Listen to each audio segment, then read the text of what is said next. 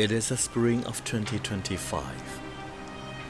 This year, spring arrived early in New Brunswick. The forests turned green sooner than usual, flowers blooming gently in the breeze. What is Asia? Pretty. There's a lot of pretty architecture, very beautiful, a lot of culture. How do I put this? Very traditional. In this vibrant season, Asian heritage months entered people's life once again.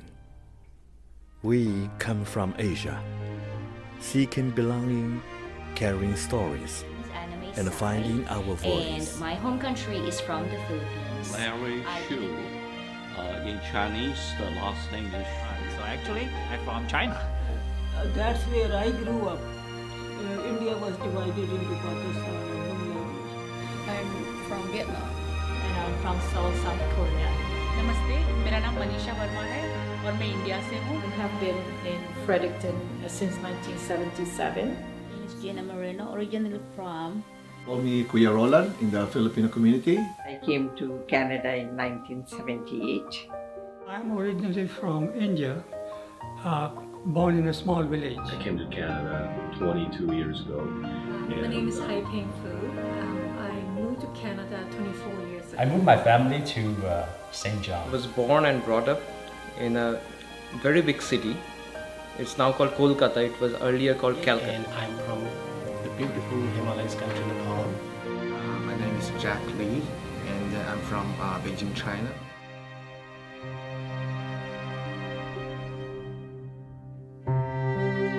It's a great honor to assist Asian Heritage Society of New Brunswick to organize events for Asian Heritage Month again. For this year, we plan and execute of 10 different events. We were involved in every step. It felt like walking through the history of Asian immigrants in New Brunswick. We couldn't even find the place to live, like here. And when I went out wearing this dress, so people will stop me right on the street and they say, "Oh, when did you come here?" "Oh, one last month or week." "Why did you come here?" I say, "My husband got a position at the UNB to teach in the Department of Physics. Go back." His research paper he used to travel all over to present the paper. But on the street, we wanted to build a house. Our first house was on Windsor Street. Everywhere we went, they refused. They say, "No, if we sell to you, the neighbor won't stay there." So what racism experience made me to do what I started. Multicultural Association, very small, Indo-Canadian, then immigrant, visible minority women. Asian Heritage Society is the last. Before that, I had a 5 organization, which I am the founding member. And I remember we came to New Brunswick. So there's a lot of lights in when we come to Toronto or Montreal, Toronto, Montreal. But when we arrive to New Brunswick, there's no lights. The streets has no lights. It's all dark. I said, and then, but however, there's a full moon that time. I remember a full moon. So when we come up the hill, and I can see a full moon, I said, "This is my paradise." And I said, "This is my, like my promised land." So I claim that my promised land. Right? So. And that was in 1969. After I came here, I had a job in Veterans Hospital, and later on started my own practice and practiced at a bigger hospital called St. John's Regional Hospital. So I can't complain, and after coming here, I have enjoyed tremendously St. John City and the atmosphere here. The city, the St. John River, the ocean. Our friends had good boat, so we used to go and sail in the ocean as well as on the river. So it has been an extremely enjoyable life here in St. John. I never thought of one day that I will be treated as a minority.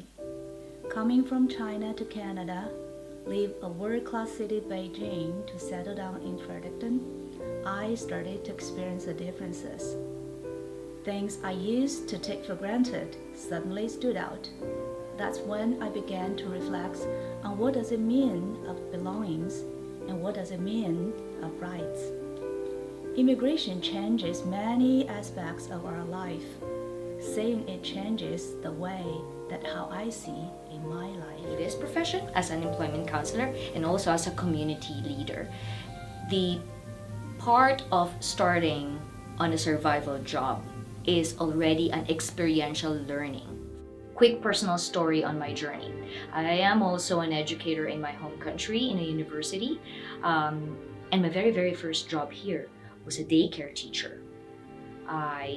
Nothing wrong with that, but I purposely started with, babysitting children and understanding how, with the children's world, how can I immerse myself in this community?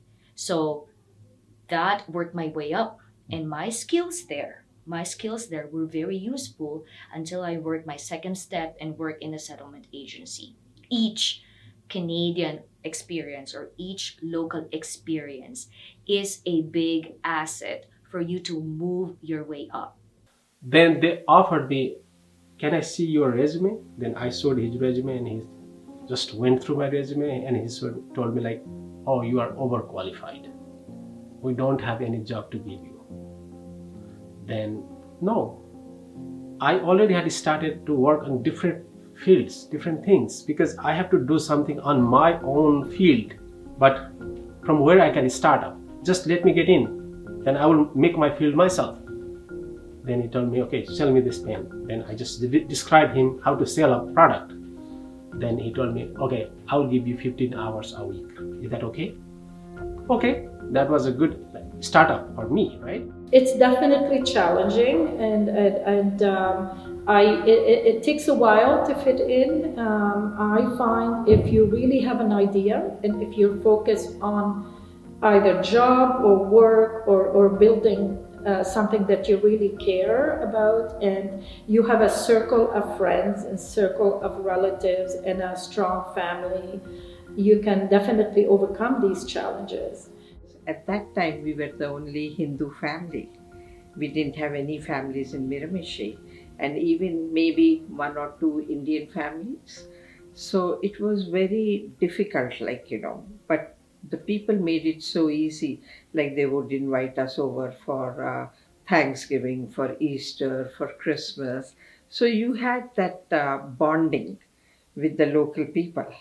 And I think that made us a little bit more comfortable because we were accepted wholeheartedly. So I started to work everywhere as a volunteer, and that way, I found myself more comfortable with the society. I made lots of friends, and I made the connection with the Canadian people also that way. I see that a lot of them are keeping an open mind to accepting who we are, and then recognizing our value and then contribution to the society. More than half my life is here, and I like the living style here, and I already have my family and my friends here. I try my best to explore different opportunity. For example, like I get a CPA in Canada. I also study here. I graduated from UNB for the MBA program. After that, I get another two opportunities. One is education, and last one is realtor. In life here, I have people to talk to. I know where to buy what I need. I got used to the climate here. The yard work. Blowing snow are no longer that scary, and especially when I'm staying with these kids, over 60 families, and these adults together, I think I have a strong feeling that I am a part of this local society. I mean, we never felt any direct act of racism from anybody here, but if you pick up any of the New Brunswick based companies, say for example, when it comes to the decision making layer, there is hardly any diversity. It's mostly homogeneous, and that's where immigrants are facing a glass ceiling. So I think these are some of the challenges everyone should discuss, think, and make sure that such barriers can be overcome in the near future. Make a reasonable expectations like for the future life in Canada. Realistic expectation is very important, and to set a realistic goals for their future life and for their future job expectations. I've been living in Canada for 7 years. I studied at a Canadian university, graduated, and searched tirelessly for work, hoping for a stable and fulfilling life. Like most of the aspiring Canadians, I have a solid education background and even a stronger international academic background. But I'm often quite overwhelmed by the uncertainty because the government keeps changing the immigration policies. So I feel this isn't how it should be. If I feel this way, how many others share this quiet struggle? We smile through the pain that is hard to name, and I fear this is the reality for many international students like me. Back then it was like 2007, right? Like not many people know China. Like they know you're from China, but they don't know anything about China. I own 2 restaurants and a strip mall. But after I get started, it's definitely getting better after I started. And once you do it, it's easier. When I was in school, I was very introvert. I barely talked to anyone, and it's like after opening your own business, you're forced to talk to people. There's some challenging part, but overall I feel like it's doable. Impacted the way that I see the city as kind of like a hub of friendship, and also with the nature. We have such a beautiful area here. We have the Woolstock River running through Fredericton, and being from Seoul, we also have the river that's running through Seoul. So in a way, connected to nature, connected to water, makes me feel that I am at home. Each country have different traditional costume, so it's like a way to represent Vietnamese. So moving to a new country, we always want to get to know the general community there, but we also want to preserve our culture, our traditions. So that is very important because we don't want to be blended, but we still want to keep our... In 2017, I created an exhibition in Oakville, Ontario, titled Odyssey, documenting immigrant memories. I recorded the voices of 100 immigrants, asking, where are you from?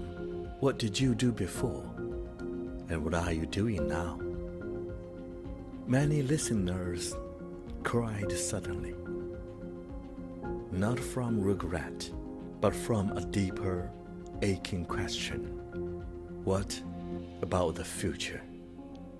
We are from Asia, and we are here now.